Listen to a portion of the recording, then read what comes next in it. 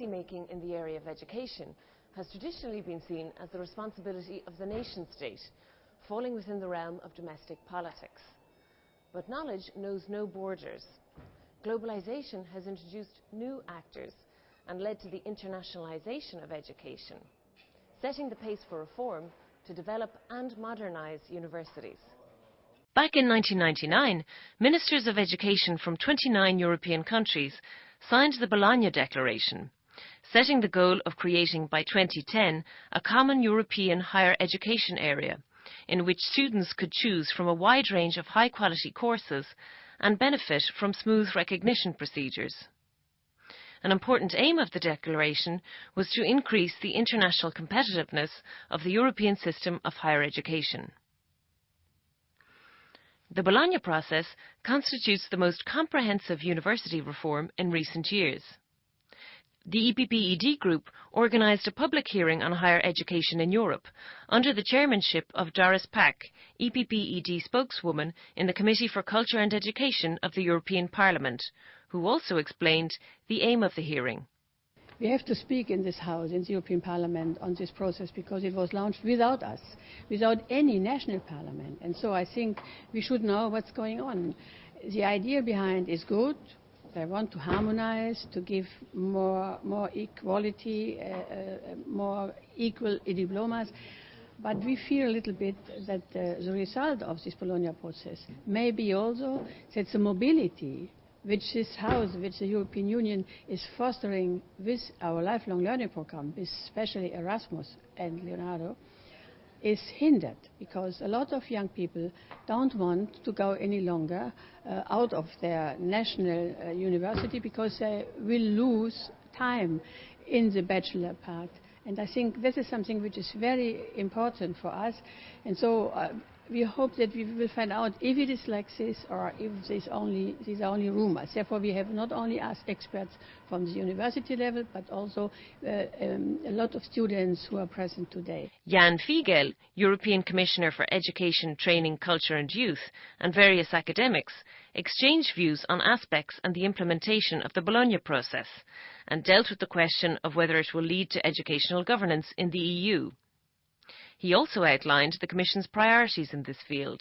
The aim of the Bologna process was to establish European higher education area by 2010.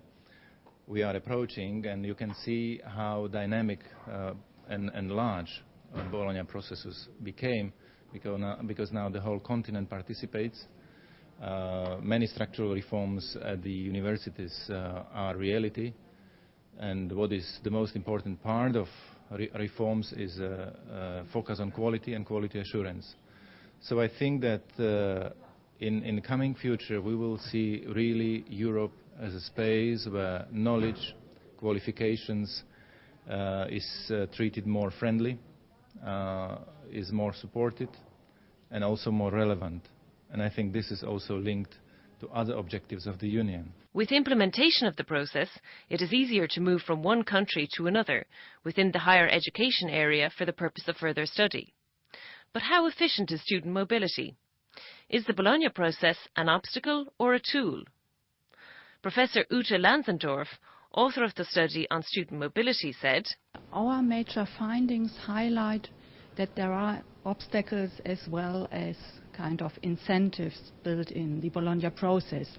The obstacles mainly refer to the density of content in new curricula and the short time within which the high amount of learning has to be realized.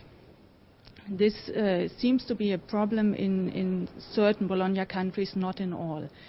And another positive effect of Bologna is that students from outside Europe increasingly choose a European country for studying a master's program. The incoming mobility from non-European countries is increasing. We are not sure if this is just due to the Bologna process. It is probably also caused by increasing demand from especially Asian countries, but the Bologna process has surely contributed to this development. The European Commission, together with the Council of Europe and UNESCO, developed the Diploma Supplement in order to improve international transparency and to facilitate academic and professional recognition of qualifications such as diplomas, degrees and certificates.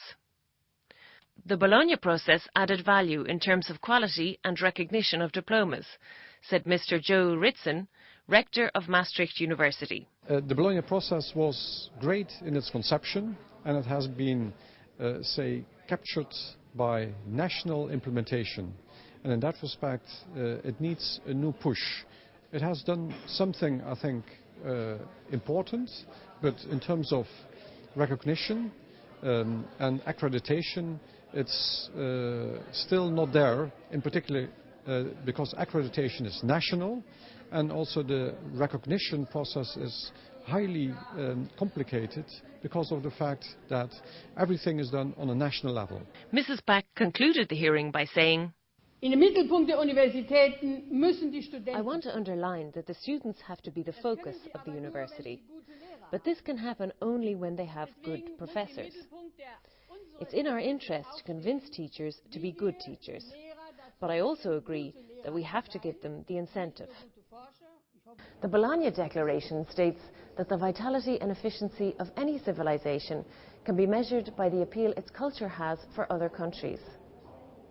The signatory countries explicitly express their aim to ensure that the European higher education system achieves global appeal equal to Europe's extraordinary cultural and scientific traditions. This programme was brought to you by the press service of the EPP-ED Group, the largest political group in the European Parliament. See you again soon.